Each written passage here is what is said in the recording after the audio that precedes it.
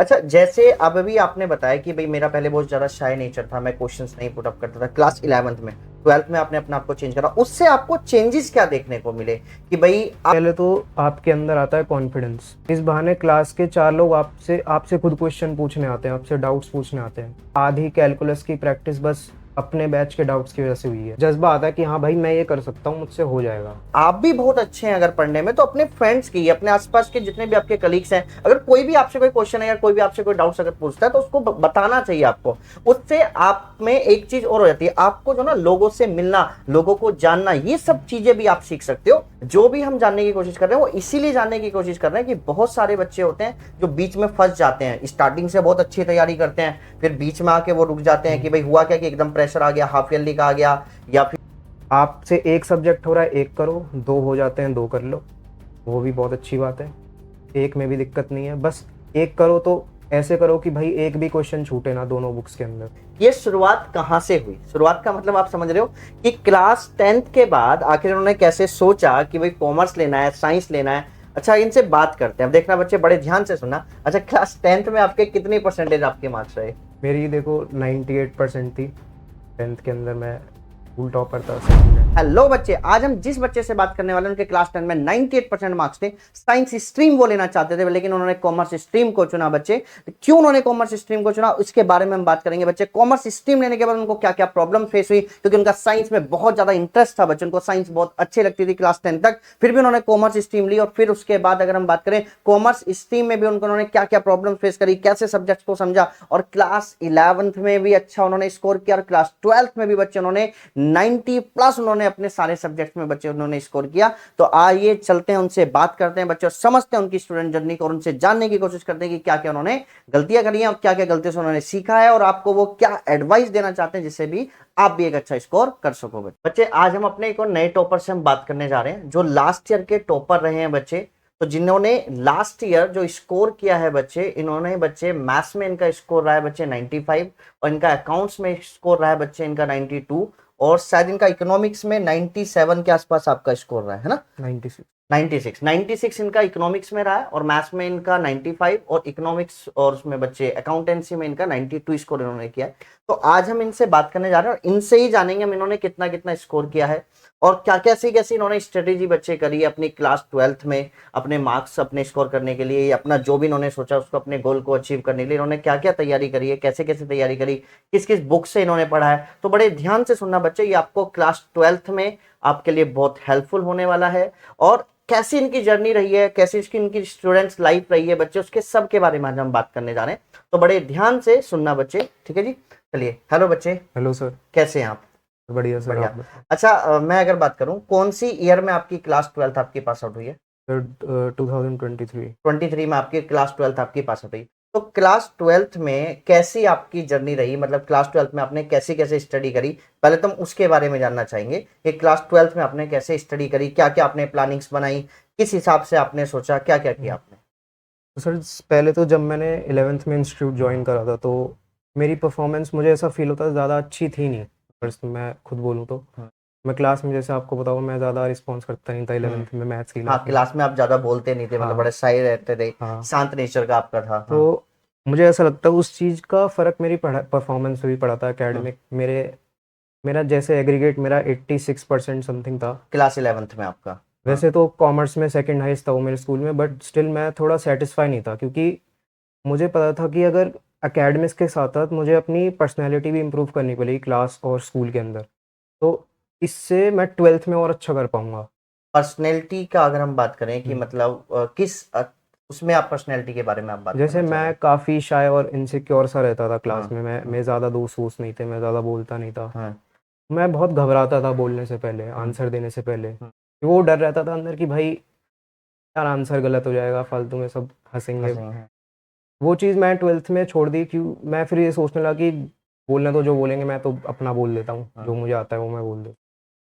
वही मैंने डे 1 से वैसे ही स्टार्टिंग करी अपनी 12th की। घर पे भी स्कूल में भी मैं कंसिस्टेंसी पढ़ने लग गया, हाँ। हर एक सब्जेक्ट को प्रॉपरली, जितना जिसको टाइम चाहिए उतना। मैं इंग्लिश में ये चीज़ बोल सकता हूँ कि जैसे काफ़ी लोग डरे हुए रहते हैं, मैं 12th में बस 10 दिन इंग्लिश पढ़ी है मैंने, और मेरे 94 मार्क्स थे। और जितना सोशल मीडिया पे तुम लोग देखते हो इंग्लिश के बारे में, वैसा कुछ भी नहीं है, मत डरा करो। इंग्लिश इतनी टफ नहीं आती। 15-20 दिन पूरे साल में इंग्लिश की एनसीईआरटी पढ़ भी लोगे तो अच्छे मार्क्स आ जाते हैं। तो जो भी कोई तुम्हें स्कूल में टीचर बोले, उसकी बातों में मत आना बिल्कुल भी। बहुत आसान सब्जेक्ट है इंग्लिश, उसको बिल्कुल ही साइड करो। अपने बाकी जो 4 मेन सब्जेक्ट्स हैं, उन पे फोकस ज़्यादा करना। मतलब क्लास 12th में आपका मेन फोकस आपके 4 सब्जेक्ट पे आपका होना चाहिए, मैथ्स, हाँ, अकाउंट, इकोनॉमिक्स और हाँ, बीएसटी पे आपका ज्यादा फोकस हाँ, होना चाहिए। अच्छा, जैसे अब भी आपने बताया कि भाई मेरा पहले बहुत ज्यादा शाय नेचर था, मैं क्वेश्चंस नहीं पुट अप करता था, क्लास 11th में, 12th में आपने अपने आप को चेंज करा, उससे आपको चेंजेस क्या देखने को मिले कि भाई अब देखने को क्या मिलता है कि भाई जैसे कि मैं अपने क्वेश्चंस पूछ पा रहा हूँ या मेरे दिमाग में जो डाउट्स आ रहे हैं वो मेरे अच्छे से क्लियर हो रहे हैं, बच्चे सारे के सारे हुँ। डाउट्स, उससे चेंजेस क्या मिला आपको देख? सबसे पहले तो आपके अंदर आता है कॉन्फिडेंस, क्वेश्चन करने का कॉन्फिडेंस आता है। इस बहाने क्लास के 4 लोग आपसे आपसे खुद क्वेश्चन पूछने आते हैं, आपसे डाउट्स पूछने आते हैं। मैं पर्सनली ये बोल सकता हूँ, मेरी आधी कैलकुलस की प्रैक्टिस बस अपने बैच के डाउट्स की वजह से हुई है। कि बच्चों के मेरे बैचमेट्स के मैसेजेस आते थे मेरे पास, तो मेरी आधी प्रैक्टिस तो उनसे हो ही जाती थी। अलग-अलग तरह के क्वेश्चन देखने को मिल जाते हैं आपको। और फिर साथ में आपको एक ना कॉन्फिडेंस आता है जब आप नया क्वेश्चन कोई टैकल करते हो अपनी बुक के अंदर, एनसीईआरटी के अंदर। तो आपका एटलीस्ट अंदर से एक जज़्बा आता है कि हाँ भाई, मैं ये कर सकता हूँ, मुझसे हो जाएगा। आप उसके एंड तक पहुँच पाते हो। आपका सबकॉन्शियस ब्रेन उस तरीके से तैयार हो जाता है उसको करने के लिए। मतलब देखो इनकी कितनी अच्छी बात है जो इन्होंने बताई है कि इनकी जो कैलकुलस है वो कैसे प्रिपेयर हुई, उन्होंने अपने दोस्तों की जो प्रॉब्लम्स थी, मतलब उनके जो डाउट्स आ रहे थे उनको अच्छे से उनको बताया, अच्छे से उनके डाउट्स को क्लियर किया बच्चे। इससे देखो एक चीज और आता है, इससे जो ना आपका एक जो नेचर होता है वो आपका एक फ्रेंडली नेचर बन जाता है। अगर आप दूसरे की हेल्प कर रहे हो, दूसरे के आप क्वेश्चंस को डाउट्स में आप बता रहे हो, तो आपका तो कॉन्सेप्ट बहुत अच्छा होगा ही होगा, लेकिन दूसरे का भी नजर में आपका ये हो जाता है कि हाँ भाई इस बच्चे को आता है या इस मेरे फ्रेंड्स को आता है तो मैं इसके साथ रहूंगा तो मेरा और भी अच्छा, मतलब हुँ। कॉन्सेप्ट मेरे और भी अच्छे क्लियर हो सकते हैं। तो ये ऐसे भी अगर आप भी बहुत अच्छे हैं अगर पढ़ने में, तो अपने फ्रेंड्स की, अपने आसपास के जितने भी आपके कलीग्स हैं, अगर कोई भी आपसे कोई क्वेश्चन है या कोई भी आपसे कोई डाउट्स अगर पूछता है तो उसको बताना चाहिए आपको। उससे आप में एक चीज और हो जाती है, आपको जो ना लोगों से मिलना, लोगों को जानना, ये सब चीजें भी आप सीख सकते हो। क्योंकि स्टूडेंट जर्नी में बच्चे बहुत कुछ हमें सीखना होता है, खाली पढ़ना तो है ही, पढ़ना तो भी देखो जरूरी है ही हमारे लिए, लेकिन उसके साथ साथ हमें ये भी आना चाहिए लोगों से हमें कैसे बात करनी है, अपने बड़ों से हमें कैसे बात करनी है, कोई अगर हमारे से कोई छोटा अगर कोई हमारे से कोई क्वेश्चन पूछ रहा है तो उसको हमें कैसे बताना है, कैसे उसको हैंडल करना है। एक सबसे बड़ी बात जो ना हमारे अंदर जो ईगो है ना वो भी निकल जाती है। भाई लोगों में ईगो आ जाती है, बच्चों में आ जाती है, नहीं यार मेरे को सब कुछ आता है, मैं अब नहीं कुछ बताऊंगा किसी को भी। तो ये सब चीजें भी अगर आपके अंदर से निकल गई तो आप बहुत अच्छे और एक बहुत ब्राइट स्टूडेंट्स की तरह आप निकल सकते हो बच्चे, और बहुत अच्छा आप अपने गोल को अचीव भी कर सकते हो। ठीक है जी, चलो ये बहुत अच्छी बात है और ये सारे स्टूडेंट्स में होना चाहिए, एक दूसरे की हेल्प करना। उससे क्या होता है कि सब आगे बढ़ते हैं तो आपकी क्लास आगे बढ़ती है, आपकी क्लास आगे बढ़ती है तो आपका स्कूल और आपकी कोचिंग सब आगे बढ़ते हैं बच्चे। ठीक है ना, बहुत अच्छा लगा, बहुत अच्छी चीजें जो इन्होंने अपने आप में चेंज करी। चलिए बच्चे बात करते हैं हम आगे। अच्छा, जैसे आपने क्लास 12th में ही अपने अंदर चेंज लाया, तो उसके साथ साथ फिर आपने तैयारी कैसे आप करते थे, मतलब आप सब्जेक्ट को कैसे टाइम देते थे, आप मैथ्स को कैसे पढ़ते थे, इकोनॉमिक्स को आप कैसे पढ़ते थे, अकाउंट्स को आप कैसे पढ़ते थे? तो सबसे पहले चीज़ देखो देखो आपके एमडब्ल्यूएफ और टीटीएस में अलग सब्जेक्ट्स की क्लास चलती है। जिस दिन जिस सब्जेक्ट की क्लास है आपको वो सब्जेक्ट पढ़ना है। आज मैथ्स की क्लास है, आज मैथ्स पढ़ लो पूरा दिन। आज इको है, इको पढ़ लो। मैथ्स इको दोनों है, वो दोनों एक साथ पढ़ लो। कभी अगले दिन पे मत छोड़ना वो सब्जेक्ट्स को। वो सेम सब्जेक्ट सब्जेक्ट उसी दिन करना है। क्योंकि आपका जब आप क्लास अटेंड करने जाते हो ना इंस्टीट्यूट, तो आपका दिमाग उस तरीके से कनेक्ट करने लगता है चीज़ों को। आपको अगले दिन के लिए भी प्रिपेयर करेगा और आज के लिए तो आप हो ही रहे हो प्रिपेयर। तो यही चीज़ है जो कुछ लोग होते हैं, गलती कर देते हैं, अपना होमवर्क उसी दिन पूरा नहीं करते। आपको यही यही चीज़ कंसिस्टेंटली कर लो पूरा साल, तो आपकी अच्छे से निकलेगी 12th। मतलब इनका कहने का मतलब ये है कि ज्यादा इतना एक्स्ट्रा एफर्ट्स आपको करने की जरूरत नहीं है कि आप 8-8 2-2 10-10 12-12 घंटे पढ़ने की आपको जरूरत नहीं है। अगर आप डेली का काम आप डेली कर रहे हो, आपको स्कूल में, आपके कोचिंग में आपको जो भी आपका होमवर्क मिल रहा है, अगर आप उसको अच्छे से कर रहे हो, डेली आप उसको कर रहे हो, तो इसमें भी आपका मतलब अच्छा, आप अच्छे स्कोर कर सकते हो। और उसका एक बेनिफिट आपको क्या रहेगा कि आपको जो क्लास में जो टॉपिक होने वाला है वो भी आपको समझ में आएगा।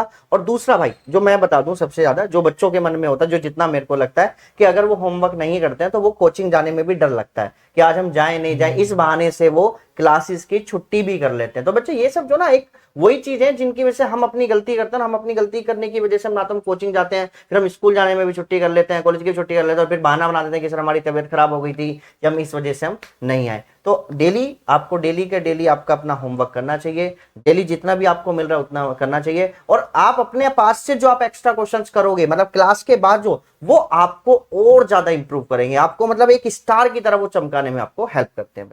ये चीज हमेशा ध्यान रखना। तो देखो हम जो इनसे जानने की कोशिश कर रहे हैं बच्चे, जो भी हम जानने की कोशिश कर रहे हैं वो इसीलिए जानने की कोशिश कर रहे हैं कि बहुत सारे बच्चे होते हैं जो बीच में फंस जाते हैं, स्टार्टिंग से बहुत अच्छी तैयारी करते हैं, फिर बीच में आके वो रुक जाते हैं कि भाई हुआ क्या कि एकदम प्रेशर आ गया, हाफ ईयरली का आ गया, या फिर कोई भी एग्जाम्स आ गए, टेस्ट आ गए, उस वजह से बच्चा क्या होता है बीच में उसकी बैकलॉग्स आ जाती हैं। तो बैकलॉग्स कभी अच्छा वैसे अगर मैं बात करूं, क्या आपकी कभी बैकलॉग आई है किसी में? मेरी तो आई नहीं बैकलॉग, देखो बैकलॉग, सच बताऊं तो। हाँ देखो बैकलॉग आनी भी नहीं चाहिए। अगर आपकी बैकलॉग आ गई है तो दो ही उसके सॉल्यूशन है, या तो उसको जो छूट गया उसको वहीं से छोड़ दो, जहां चल रहा है वहां से आगे कंटिन्यू कर लो, या फिर उसको जो आपकी छुट्टियां आती हैं सैटरडे संडे में स्कूल की छुट्टी लेके उसको कवर करो बच्चे, कैसे भी करके संडे में उसको ज्यादा से ज्यादा कवर करो। इस हिसाब से आप अपनी बैकलॉग कर सकते हैं बच्चे। अच्छा जैसे आपने क्लास 12th में आपने करा, इसमें आपने बुक्स कौन कौन सी आपने मतलब स्टडी करी है कि एनसीईआरटी आपने करी, एनसीईआरटी एग्जाम्पलर करी, आपने कौन कौन सी बुक्स आपने करी? देखो मैथ्स में तो एनसीईआरटी ऑब्वियसली, और ओपी गुप्ता सर ने हमें इशू करवाई थी, उससे वो बेस्ट बुक्स थी दोनों, उससे मैंने किया। अकाउंट्स में टीएस ग्रेवाल और सर के कुछ सैम्पल पेपर्स और सर ने कुछ एक्स्ट्रा बुक्स हमें दी थी, वो कर ली थी। इको में सेम, सर ने कुछ मटेरियल दिया था वो किया, साथ में संदीप गर्ग मैंने प्रेफर करी थी दोनों दोनों पार्ट्स में। आपको पता होगा 2 बुक्स हैं आपकी इको में। पीएसटी में मैं सुभाष दे से पढ़ा हूँ, उनकी सुभाष दे की बुक से। एनसीईआरटी मत प्रेफर करना आप बीएसटी में, क्योंकि काफ़ी जम्बल्ड है उसमें कंटेंट, वो कोई उस पर इतना ध्यान मत दो। इंग्लिश में भी सेम एनसीईआरटी बस, क्योंकि इंग्लिश में ज़्यादा आपको प्रॉब्लम आनी नहीं चाहिए। इंग्लिश में हो सके तो हिंदी वाली बुक ले लेना, आप खुद भी इंग्लिश पढ़ोगे तो खुद समझ आ जाएगा आपको चैप्टर, आपको यूट्यूब से वन शॉट लगाने की ज़रूरत नहीं पड़ेगी, 2x की स्पीड पे आप खुद कर लोगे उसको। हो जाता है मतलब अगर आप अच्छे से अगर देखो बच्चा, सबसे ज्यादा होता है कि बच्चे भी जो ना कंफ्यूज होते हैं कि यार पता नहीं उसने कौन सी बुक्स पढ़ी है नहीं पढ़ी है, कौन सी बुक बेस्ट है नहीं है। देखो सबसे पहले तो एनसीईआरटी तो बेटा बेस्ट ही है, लेकिन एनसीईआरटी में जंपिंग बहुत ज्यादा होती है, मतलब एक एक टॉपिक के ज्यादा ज्यादा 2-2 क्वेश्चंस होते हैं प्रैक्टिस के लिए, तो इसलिए आपको कोई भी रेफरेंस बुक आप ले सकते हैं साथ में प्रैक्टिस के लिए, ठीक है जी। अच्छा अगर हम बात करें कि जब आप पेपर के नियर बाई आप आ गए, तो पेपर के नियर बाई जैसे होता क्या है कि आपके स्कूल में भी आपके प्री बोर्ड चल रहे हैं है ना, और यहाँ पर भी आपके टेस्ट चल रहे हैं, उनको आप कैसे मैनेज करते थे? जैसे अगर मैं बात करूँ तो हमारे यहाँ पर सक्सेस टेस्ट सीरीज होती है प्री बोर्ड के आसपास, उसके टाइम पे आपके स्कूल में प्री बोर्ड भी चलते हैं, उनको आप कैसे मैनेज करते थे? तो मेरा पर्सनली क्लैश ऐसा कुछ हुआ नहीं था, मेरे अलग ही डेट शीट थी दोनों की, मैं काफ़ी लकी निकल गया इस मामले में। मेरे पेपर्स बिल्कुल प्री बोर्ड्स अलग थे और टेस्ट सीरीज अलग थी, तो इस चीज़ से तो मैं प्रेशर कभी फील किया नहीं मैंने। और बात रही प्री बोर्ड्स की, आपको जितना यहाँ आपने पढ़ा है उतना गलत नहीं होना चाहिए आपका। आप लोग कोशिश करते हो कि जो भाई हुआ नहीं है ना मेरा टॉपिक, मैं वो भी पढ़ के चला जाऊँ, तो जो अच्छे से किया भी होता है वो डैमेज हो जाता है पेपर के अंदर। ये गलती मत करना। 80 नंबर का पेपर है, 60 का भी पढ़ रखा है तो वो 60 का करके आओ, लेकिन वो सही होना चाहिए बस। वो सही होना चाहिए, इससे आपका एक कॉन्फिडेंस भी बहुत ज्यादा बूस्ट होगा, बिल्डअप होगा, कॉन्फिडेंस बहुत अच्छे से कॉन्फिडेंस आपका बनेगा कि हाँ भाई जितना मैंने पढ़ा है वो मेरा सही चल रहा है, बस अब बाकी का जो बचा हुआ है बस मुझे वो अच्छे से करना है बच्चे। अच्छा अगर हम बात करें आपसे कृष्णा की जो सक्सेस टेस्ट सीरीज हमारे यहाँ पे जो होती है, उससे आपको आपके प्री बोर्ड में या आपके बोर्ड में कितना बेनिफिट्स हो? तो कहीं भी या कहीं से भी आप पढ़ते हो तो मॉक टेस्ट सबसे इम्पोर्टेंट चीज़ है आपके लिए। आपको एक तो अपनी परफॉर्मेंस चेक होती है कि भाई मैं सही कर रहा हूँ या नहीं कर रहा, कहाँ मेरी गलती हो रही है। और देखो साल के एंड में आते आते आप गलतियाँ नहीं करते, आप कमियाँ करते हो, आपकी किसी किसी जगह पे कमियाँ रह जाती हैं, उन कमियों को फिलअप करना है आपको। गलती तो साल के एंड में आके गलती वही करता है जिसने पूरे साल पढ़ाई नहीं करी है। आपको उन कमियों को रीफिल करना है बस, उन गैप्स को कनेक्ट करना है बस। वो आपको खुद देखना पड़ेगा टेस्ट देके। अपने टेस्ट मिस मत करना कोई सा भी, चाहे टेस्ट सीरीज है या आपके स्कूल के भी टेस्ट हो चाहे हाँ, वो टेस्ट आप मिस ना करें कोई भी। अच्छा अच्छा, जैसे क्वेश्चंस आपको सक्सेस स्ट्रेटजीज में देखने को मिले यहाँ पर, हम्म, क्या ऐसे क्वेश्चन आपके बोर्ड एग्जाम में या आपके प्री बोर्ड एग्जाम हम्म। में ऐसे ही क्वेश्चंस थे या थोड़े डिफरेंट थे, क्या था आपका? क्वेश्चन थे वो काफ़ी सिमिलर थे मेरे। बोर्ड्स में भी मैं कहूँ तो काफ़ी क्वेश्चन सिमिलर आ गए थे। जो आईएमएस से पढ़ा होगा उसने तो आसानी से कर दिए होंगे। तो यही फ़ायदा है, आप टेस्ट सीरीज़ प्रॉपर दो, आप अपनी बुक्स को प्रॉपरली पढ़ो, पूरा निचोड़ दो उनको। कोई भी एक ऐसा क्वेश्चन आपका छूटना नहीं चाहिए पूरे साल। और एक और टिप है जो आप फॉलो कर सकते हो, स्पेशली कॉमर्स के हो तो मैथ्स और अकाउंट्स में ये चीज़ कर लेना। जैसे ही आपका कोई चैप्टर हो जाता है पूरा यहाँ पे, आप उसका एक एक क्वेश्चन डेली करने लग जाओ। आपका नया चैप्टर तो चल ही रहा है, चलिए रहा है। साथ में जो पुराना है उसका एक एक सवाल बस करते रहो, ज़्यादा नहीं करना, एक कर लो, कोई कहीं से भी उठा लो, एनसीईआरटी से या ओपी गुप्ता से उठा लो, एक एक करना है बस, ज़्यादा नहीं। उससे क्या होगा, आप जब रिवीजन करते हो ना, आधे लोग का दिमाग ऐसे चलता है कि वो ऐसे सोचते हैं कि मैं पहली बार ये चैप्टर पढ़ रहा हूँ रिवीजन में, तो वो नहीं रहेगा। आप एक एक सवाल करोगे ना डेली, तो डे महीने महीने के लास्ट में आपका चैप्टर रिवाइज हो जाएगा और आपको पता भी नहीं चलेगी ये चीज़। हाँ, मतलब आपका वो डेली रिकॉल रहेगा, आप उसको हाँ, भूलोगे नहीं। ये बहुत अच्छी बात है कि आप अगर डेली का, अगर आप पीछे का भी कर रहे हो, तो उससे आपका क्या होगा कि रिवीजन साथ के साथ पीछे के चैप्टर्स की होती रहेगी। कभी रैंडमली कोई टेस्ट आ गया, पीछे के कोई चैप्टर्स का कोई टेस्ट आ गया, तो आप पे एकदम प्रेशर नहीं आएगा। ये बहुत अच्छी बात है। ठीक है जी। चलिए बच्चे। जैसे आप लोग इंटीग्रेशन के होंगे अभी, या हो किसी हाँ, कैलकुलस इंटीग्रेशन के, ये भी चल रहा है। तो आप में से बहुत लोग होंगे मैट्रिक्स की प्रॉपर्टी भूल गए होंगे आधी, आईटीएफ के कुछ नोट्स भूल गए होंगे। ये ये जो प्रैक्टिस प्रैक्टिस मैंने बताई है ना, एक एक सवाल करने की डेली, वो ये चीज़ कवर कर देगी आपकी। तो आप ये चीज़ फॉलो करना, एक महीने बाद आपको खुद पता चल पता जाएगा। चल। हाँ बेटा, प्रैक्टिस मतलब आपको पीछे की साथ के साथ आपको जरूर करते रहना चाहिए। चलिए अब इनसे और बात करते हैं बच्चे। अच्छा, जब आप बोर्ड आपके आ गए थे, मतलब बोर्ड हम्म, आपके बहुत पास में आ गए, उस बोर्ड के बिल्कुल बिटवीन बिटवीन बोर्ड के बिटवीन की, जैसे आपका बोर्ड से मैथ्स के एग्जाम से पहले किसी और सब्जेक्ट का आपका एग्जाम होगा, उस ड्यूरेशन में जो भी आपको 10 डेज 20 डेज जो भी आपको मिले, उसमें आपने कैसे तैयारी करी, उसमें आपने क्या प्लानिंग्स करी? देखो जैसे मेरा काफ़ी गैप था, मेरे तो मैथ्स के एग्ज़ाम में 15 दिन मिले थे हमें। तो मेरा उसके बाद अकाउंट्स का भी एग्ज़ाम था। इको का था वैसे, तो इको में 10 दिन थे, तो इको पे मैंने इतना ध्यान नहीं दिया, मैंने अकाउंट्स प्रैक्टिस कर ली थी। जैसे 5 दिन आप अकाउंट्स कर लो, 10 दिन आप मैथ्स कर लो। देखो, आपकी प्रायोरिटी वही सब्जेक्ट होना चाहिए जिसका पेपर आपका अगला पेपर है। आप ये चीज़, अगर आपसे मैनेज हो जाता है 15 दिन में तो ही करना, वरना कोई दिक्कत नहीं है, आप 15 दिन मैथ्स पढ़ोगे तब भी चल जाएगा। बस स्ट्रेस नहीं लेना उन 15 दिन में। आपसे एक सब्जेक्ट हो रहा है, एक करो, दो हो जाते हैं, दो कर लो, वो भी बहुत अच्छी बात है। एक में भी दिक्कत नहीं है, बस एक करो तो ऐसे करो कि भाई एक भी क्वेश्चन छूटे ना दोनों बुक्स के अंदर। अच्छा, उनकी आपने तैयारी कैसे कैसे करी थी? मतलब आपने उस ड्यूरेशन में सिर्फ एनसीईआरटी करी, या हम्म, आपने सैंपल पेपर ज़्यादा सॉल्व करे, या हम्म। आपने जो क्वेश्चंस हमने क्लास में कराए उनको ज़्यादा फोकस पे रखा? किस चीज़ को आपने ज़्यादा वो करा बच्चे? बिटवीन द बोर्ड्स तो आपके सबसे बेस्ट चीज़ आपके सैम्पल पेपर्स ही हैं। आप रोज़ सैम्पल पेपर ही करो। देखो, बुक करने का फ़ायदा नहीं है, बुक तो पूरे साल आपने 2-3 बार निपटा ही दी होगी। सैम्पल पेपर्स ही आपको जिता सकते हैं, उनके क्वेश्चंस आपको जिता सकते हैं। बाकी जैसे मैं थोड़ी बहुत अकाउंट्स भी पढ़ता था, तो उसमें बस मैं वही क्वेश्चंस करता जिनमें मैं बहुत वीक हूँ। ज़रूरी नहीं है कि पूरा चैप्टर मैं रिवाइज़ लगा रहा हूँ। बस वही सेक्शंस जो मेरे बहुत वीक हैं, जिनको मुझे ज़रूरत है करने की कवर। जैसे अभी मैंने बोला था कुछ मिनट पहले कि कमियाँ आपको कवर अप करनी है। बस तो अपनी कमियों पे ध्यान रखना है। हाँ। अच्छा, जैसे आज की डेट में जो पेपर अब आता है वो हमारा कॉम्पिटिटिव बेस्ड पेपर हो गया हुँ, है, हुँ। जिसमें एमसीक्यू क्वेश्चंस भी हैं, केस स्टडी क्वेश्चन। अच्छा, बच्चा पेपर के बीच में, मतलब सब्जेक्टिव तो उसका चलो ठीक है, स्ट्रॉन्ग हो जाता है।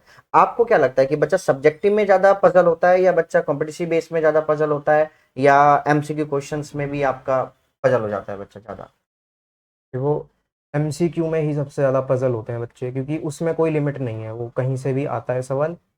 आप, हो सकता है आपने कहीं किया भी ना हो, न बिल्कुल ही ब्रांड न्यू सवाल हो।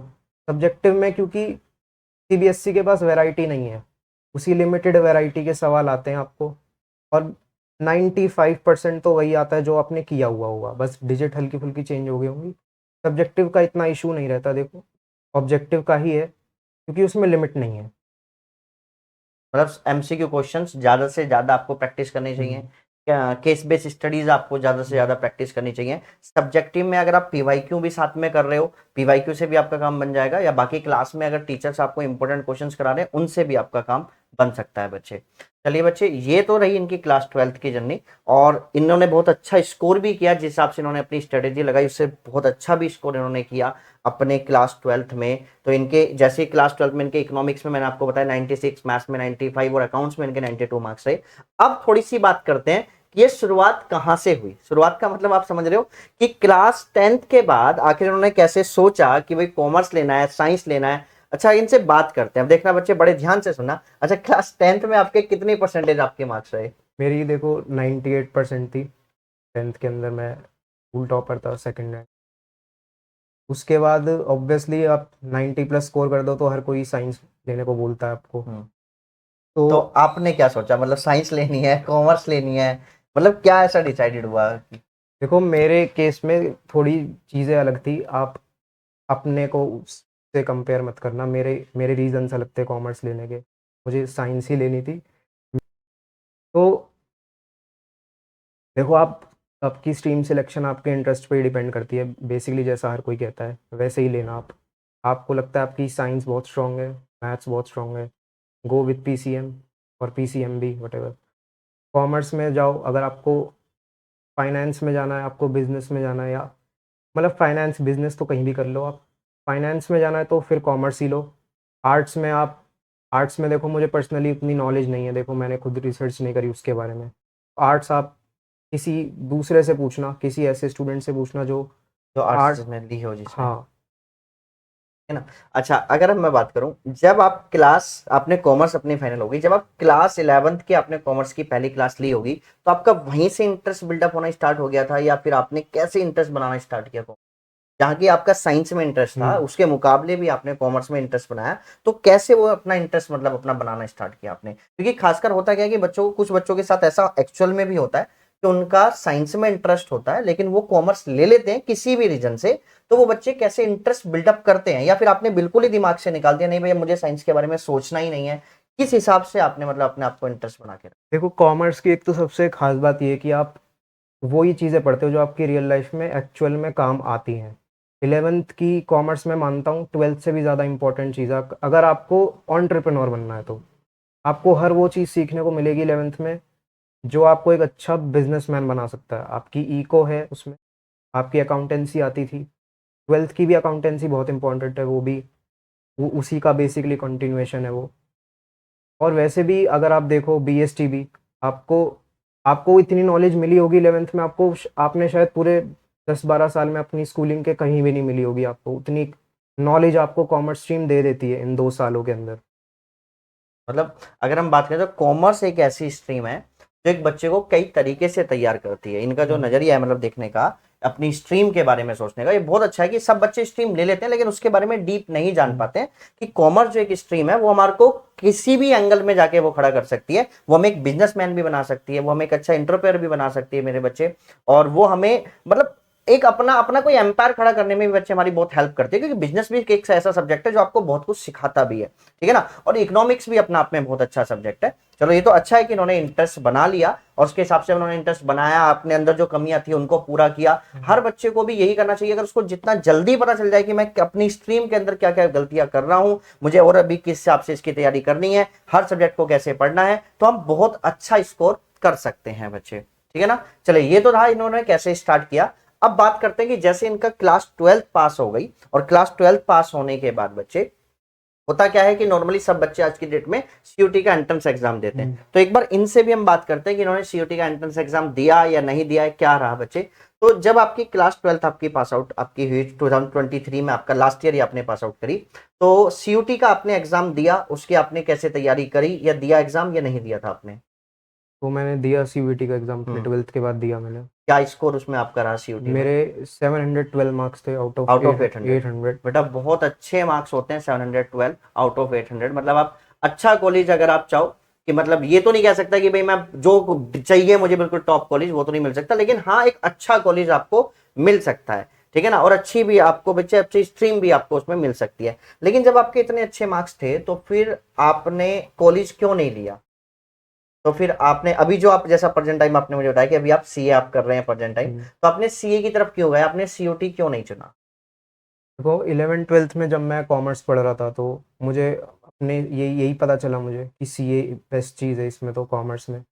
जैसे अपॉर्च्युनिटीज़ की बात है, आपको शायद इतनी अपॉर्च्युनिटीज़ आपको शायद एसआरसीसी में भी ना मिल पाएँ। जहाँ तक आपको फाइनेंशियली खुद को सिक्योर करने की बात है तो, उससे ज़्यादा पैकेजेज़ आप शायद सीए में ग्रैब कर सकते हो और अगर उसमें अगर आप रैंक लिया हो तो, फिर तो आपसे बेस्ट कुछ नहीं है। अगर आप जैसे कुछ लोग होते हैं जिनको डिग्री करनी होती है, तो मुझे कोई डिग्री चाहिए नहीं थी कॉमर्स स्ट्रीम की, जैसे बीकॉम है, इको ऑनर्स, मुझे वो डिग्री चाहिए नहीं थी।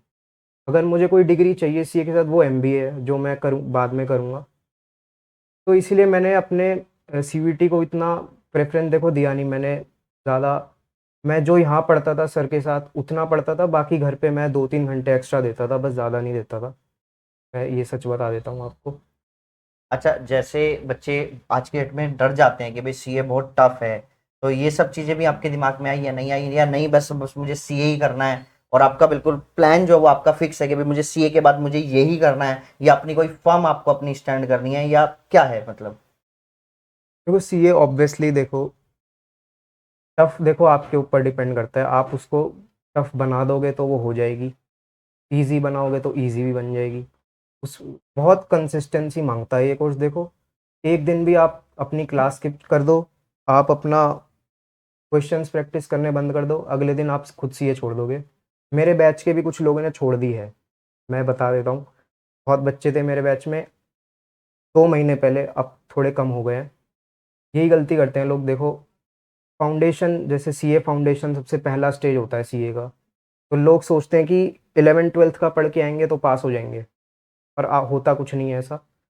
11th-12th का आपका 20% मेकअप होता है सीए में, 80% आप अलग ही सीखते हो बिल्कुल ही, और जो सीख के आए भी हो, उसको किस तरह इंटरप्रेट करना है वो एक अलग स्किल है, जो आप सीखोगे। जो आप सीखो, ये बहुत अच्छी बात है बेटा। आपको किसी भी सब्जेक्ट के बारे में चुनने से पहले आपको बिल्कुल प्रॉपर पता होना चाहिए उसके बारे में, किस हिसाब से आपको किस स्ट्रेटेजी से मतलब आपको तैयारी करनी है। और बीच में तो भाई गिव अप करना ही नहीं है बिल्कुल भी। अगर आपने किसी भी कोर्स को या किसी भी चीज को अगर आपने चुन लिया है तो उसको बहुत अच्छे से करना है बच्चे। बीच में गिव अप करने का मतलब वही बंदे गिव अप करते हैं या तो जिन्होंने उस पर बिल्कुल अच्छे से रिसर्च ना करी हो, या जिनका उसमें मन ना हो, जबरदस्ती जिनको डाला गया हो। तो अगर आपको लग रहा है कि आप जबरदस्ती इस कोर्स में जा रहे हो तो भाई अपने चीजें बोलो कि भाई मैं अपना इस सब्जेक्ट में या मैं अपना इस कोर्स में बेस्ट कर सकता हूं। पर लेकिन वो आप तभी चुन सकते हो जब आपको ये पता हो कि इस कोर्सेज के बेनिफिट क्या है, एडवांटेज क्या है और डिसएडवांटेज क्या है, आने वाले टाइम में फ्यूचर में इसका कितना बेनिफिट होने वाला है, इसकी फ्यूचर में जॉब कितनी आने वाली है कितनी नहीं आने वाली है, उसी हिसाब से आप जी। अपनी स्ट्रीम्स डिसाइड करें बच्चे। अच्छा, अगर हम बात करें कि सबसे ज्यादा बच्चों को क्या प्रॉब्लम फेस होती है क्लास खासकर 11th और 12th में जो बच्चा हुँ। कॉमर्स लेता है, कि उसको मतलब अपनी इंटरेस्ट के बारे में मतलब उसको अपना कोर्सेज के बारे में कब से डिसाइड कर लेना चाहिए। मतलब जो अगर मैं बात करूं कि कुछ बच्चे क्लास 12th के बाद डिसाइड करते हैं, कुछ बच्चे क्लास 11th में डिसाइड कर लेते हैं, कब से करना चाहिए डिसाइडेड उसे? देखो अगर आपने अपनी मर्ज़ी से कॉमर्स ली है, आपको वो तो आपको 11th के स्टार्टिंग में आपको पता हो चल जाएगा कि मेरे लिए मैं किस चीज़ के लिए बनाऊँ। जैसे मैं अपनी बात करूँ, मुझे 11th के एंड में पता चला मैं किस चीज़ के लिए बनाऊँ, क्योंकि 11th के एंड में आते-आते चारों सब्जेक्ट्स इस तरह से पढ़ लिए थे कि मुझे पता था भाई कि मुझे कहाँ जाना है। आप भी इस तरह करो, नहीं पता चलता तो कोई नहीं, आप टाइम दो, कोई ऐसी देखो लेट कुछ नहीं होता, आप हर टाइम हर किसी का आ ही जाता है। 12th में आप करो, इंटरेस्ट बनाओ, नहीं बनना है तो बनाओ भाई, बनाना ही पड़ता है। एग्ज़ाम्स दो, अपने सीवीटी दो, ऑब्वियसली देना पड़ेगा आपको, क्योंकि आपका प्री कोई डिसाइडेड नहीं है ना पहले से, तो सीवीटी दोगे आप, वहाँ पे आप अपने कोर्सेज अपने बनाओगे, कोर्सेज बनाओगे। वहाँ से आपको पता चलेगा कि भाई मैं कहाँ जाऊँ, बीकॉम में जाऊँ, इको ऑनर्स में जाऊँ, कहीं नहीं जाना सीए में जाऊँ, एक्चुअरी में जाऊँ, तो वहाँ से आपको ये चीज़ पता चल जाएगी। लेकिन अगर आपके नजर से देखा जाए तो बच्चे को डिसाइडेड पहले से ही कर लेना चाहिए तो उसमें ज्यादा बेनिफिट है, या 12th के बाद जाके डिसाइड करने में ज्यादा बेनिफिट? पहले से डिसाइड कर लो तो बेटर है भाई। देखो टाइम बहुत सेव होगा आपका, आपका माइंड डाइवर्ट नहीं होगा, एक जगह एक डायरेक्शन में काम दिप करता है ना, तो स्ट्रेस नहीं होता बिल्कुल भी। आपको पता है मुझे आज ये करना है, सुबह उठ के इतने बजे सोना है, इतने बजे उठना है, इसके बीच मुझे ये काम करना है। आपका टाइम टेबल फिक्स चलता है बिल्कुल, फोकस बना रहता है बिल्कुल कंसिस्टेंटली हर दिन। तो ये फ़ायदे कुछ होते हैं अगर आपका पहले से डिसाइडेड है। आप जब बाद में डिसाइड करने आते हो ना, तो देखो एक तो फैमिली का भी काफ़ी प्रेशर आ जाता है, फिर आपके रिश्तेदार 100 चीज़ें बोलते हैं आपको, आपको फिर अपने करियर में 100 ऑप्शन दिखते हैं कि मैं कौन सा लूँ, तो वहाँ पे आपका दिमाग थोड़ा सा ना डाइवर्ट हो जाता है। वहाँ से निकलने में किसी कोई तो निकल जाता है, किसी को टाइम लगता है किसी को निकलने टाइम में। लगता है। इसी वजह से बच्चे क्या करते हैं कि 4-4 5-5 कोर्सेज करने के बाद भी उनको डिसाइडेड नहीं कर हाँ। पाते कि मेरा एक्चुअल में इंटरेस्ट किस स्ट्रीम में है या मेरा किस लाइन में इंटरेस्ट है। देखो बच्चे, खाली CA, actual science, economics honours यही सब कुछ नहीं है। इसके अलावा भी बहुत सारे कोर्सेज हैं। आपका जिसमें इंटरेस्ट हो आप उसके हिसाब से आप चुन सकते हैं, जिसमें आप अच्छे से टाइम दे सकते हैं, आपको बहुत मजा आ रहा है पढ़ने में, आपको सीखने में बहुत मजा आ रहा है, उन सब कोर्सेज को आप चुन सकते हैं बच्चे। ठीक है ना बच्चे? अच्छा चलिए, अब हम इनसे थोड़ी सी और बात करते हैं। अच्छा, अगर हम बात करें कि बस बात ये है, चलते चलते एक बात और कर लेते हैं, आप क्या टिप्स देना चाहते हो कि क्लास 12th के बच्चे को क्या क्या करना चाहिए अपनी क्लास 12th की जर्नी में? बस ये एक बार इन बच्चों को बता दीजिए। देखो, सबसे पहले तो आपके बोर्ड्स हैं, तो उन बोर्ड्स की तैयारी करने के लिए भाई अगर आपको टाइम चाहिए ना, तो आपको एक ऐसी जगह प्रेजेंट होना ज़रूरी है जहाँ पे आपका वैल्यू एडिशन हो रहा हो आपकी लाइफ में। मैं पर्सनली अपनी बात करूँ, मैं स्कूल इतना नहीं गया 12th में, मेरी मुश्किल से 75 से 80% अटेंडेंस है। लेकिन अगर आप छुट्टी ले रहे हो स्कूल की, वो मैटर नहीं करता कहाँ पे आप एब्सेंट हो, ये मैटर करता है कि उससे अच्छी जगह प्रेजेंट होना बहुत ज़रूरी है। तभी आपके वैल्यू एडिशन हो पाएगा 12th में, टाइम आप ले पाओगे, प्रैक्टिस कर पाओगे, घर पे भी यहाँ पे भी आके प्रैक्टिस कर पाओगे। तो जैसे अभी मैंने कोई एक प्रैक्टिस बताई थी आपको, एक एक सवाल डेली करने वाली, वो आप प्रॉपरली करो। आपको वो एक ऐसी टिप है ना, वो हर किसी को पता भी नहीं है, मैं बता रहा हूँ आपको, कर लेना। 1 महीने बाद पता चल जाएगा आपको। जो वीक भी स्टूडेंट्स हैं वो भी कर लेंगे। और सबसे बड़ी बात, मैथ्स और अकाउंट्स के अंदर, कॉमर्स में जो लोग हैं ना वो अटेम्प्ट नहीं करते सवाल, देख के डर जाते हैं कि भाई, मैं भी यही करता था। मेरी मैथ्स इतनी अच्छी नहीं थी स्टार्टिंग में, जब मैं 6th 7th क्लास में था। मैं बहुत पिटा हूँ अपनी मम्मी से इस चीज़ के ऊपर। मैं उनसे ही पढ़ता था, क्योंकि 5th 6th तक मैं उनसे ही मैथ्स पढ़ा हूँ, तो मैं पिटता बहुत था। फिर एकदम से देखो, और मैं एक ही कमी करता था उस टाइम पे कि मैं ट्राई नहीं करता था क्वेश्चन। मैं ऐसी देख बार लेता था, किताब मतलब बंद कर दी, हो गया। हो गया। मतलब तो ऊपर ऊपर से क्वेश्चन नहीं देखना हाँ, चाहिए, आपको लिख के प्रैक्टिस करनी हाँ, चाहिए। पेन चलेगा तो क्वेश्चन होगा। क्वेश्चन होगा। ठीक है ना बच्चे? तो ये चीज आपने सुन ली है भाई। और बच्चे, सबसे ज्यादा मेन इंपॉर्टेंट इसमें कंसिस्टेंसी, जितना बना के रखोगे उतना बहुत ज्यादा इंपॉर्टेंट है। शुरू से ही, स्टार्टिंग से आपकी कंसिस्टेंसी रहनी चाहिए। और बच्चे, अब अगर मैं इनको बताऊं, मैंने इनको खुद पढ़ाया है मैथ्स, अगर मैं आपको बताऊं, अब मैं इनके बारे में अब आपको बताने जा रहा हूं, बड़े ध्यान से समझना। इनका बच्चे सबसे ज्यादा प्लस पॉइंट क्या रहा है, इन्होंने कभी क्लास में कोई एब्सेंटीज नहीं करी, कोई भी क्लास की कभी एब्सेंट नहीं रहे। उसके बाद डेली जितना होमवर्क मिला उसको करा। क्लास में मैंने खुद इनको देखा है क्लास में कि जो भी बच्चे इनसे क्वेश्चन आके डिस्कस कर रहे हैं उसको वो सोल्व कर रहे हैं। बच्चों के साथ मिलके और क्वेश्चंस को सोल्व करवा रहे हैं बच्चे, नए नए क्वेश्चंस वो बच्चे करवा रहे हैं। और उसमें और क्या होता है बच्चे, कि जैसे अगर मैं बात करूं तो कोई नया क्वेश्चंस आया, उस नए क्वेश्चंस के साथ मैंने इनको टैकल करते हुए देखा है। टैकल करने का मतलब है कि हाँ, वो फाइट कर रहा है, बाद में वो मेरे पास क्वेश्चन लेके आ रहे हैं, अगर नहीं हुआ तो मेरे पास वो क्वेश्चन लेके आ रहे हैं, लेकिन मैंने इनको क्वेश्चंस के साथ टैकल करते हुए देखा। नहीं कि सर मैं ट्राई कर सकता हूं और मैं ट्राई करूंगा कि ऐसा इस नए क्वेश्चन में क्या है क्या नहीं है बच्चे। ठीक है ना बच्चे? चलिए, तो अब अगर आपको कोई भी क्वेश्चन आपको पूछना हो, किसी भी टाइप का आपको कोई क्वेश्चन पूछना, तो आप हमें कमेंट कर सकते हैं, हम आपको उसका जवाब आपको बच्चे मिल जाएगा बच्चे। थैंक यू बच्चे।